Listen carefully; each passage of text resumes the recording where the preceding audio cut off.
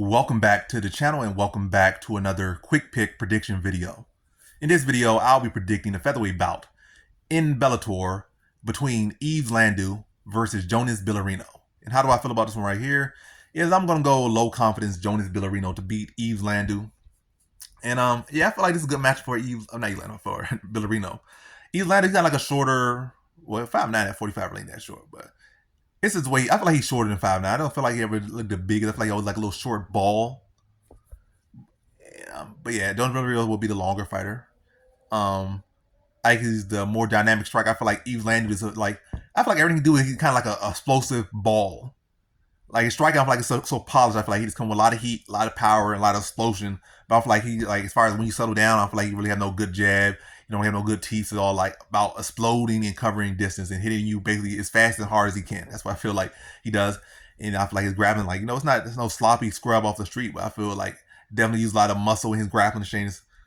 And I feel like on Jonas Bilharinho's side, he kind of like the polar opposite of him. I feel like he has very dynamic, flowy striking. And he'll wait a lot of time for that moment. He's not gonna be the guy that's gonna explode everything. Like, gotta be he's gonna flow. He's a flower. Bilharinho, yeah, but Bilharinho's a flower, and Landu's an exploder. But I feel like Bilharinho will be able to use his footwork, use his length, and then use his teeth to control that distance, control the pace, control the tempo, use his longer strikes. So that, and also he's a fast and quick guy himself. Like I say, he flows. But when he needs to move quick, he can move quick. My issue with Bilharinho is sometimes he can be waiting too much. But as far as, like, you hit him with some big, hard shots all the time. Like, he can be some guy that can't move his head. Some guy so stiff, like, you hit him with the kitchen sink and he can't get out of the way of it. He's not that guy. His issue is, like, maybe his output could be a little bit low,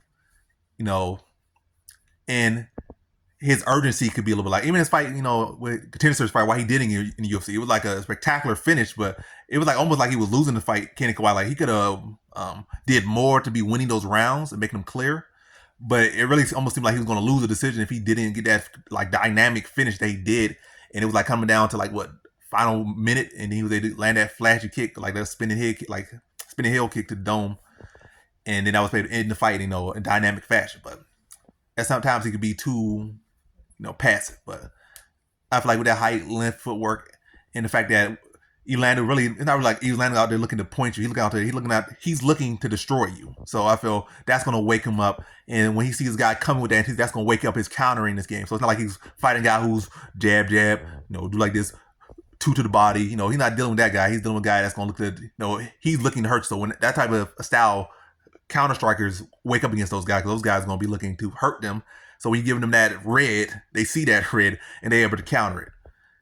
But yeah, I think it's gonna be a competitive fight. I'm not gonna say stoppage for either way, but I do think that the stylistic matchup is gonna bring out the best in Bilharinho stylistically, and I think he beats him in decision. But low key a fun fight, I think, or low key potential to be a fun fight. But yeah, I think stylistically wise, I think this favors Bilharinho and will bring out the best of his style. So in this one, I got Jonas Bilharinho via decision.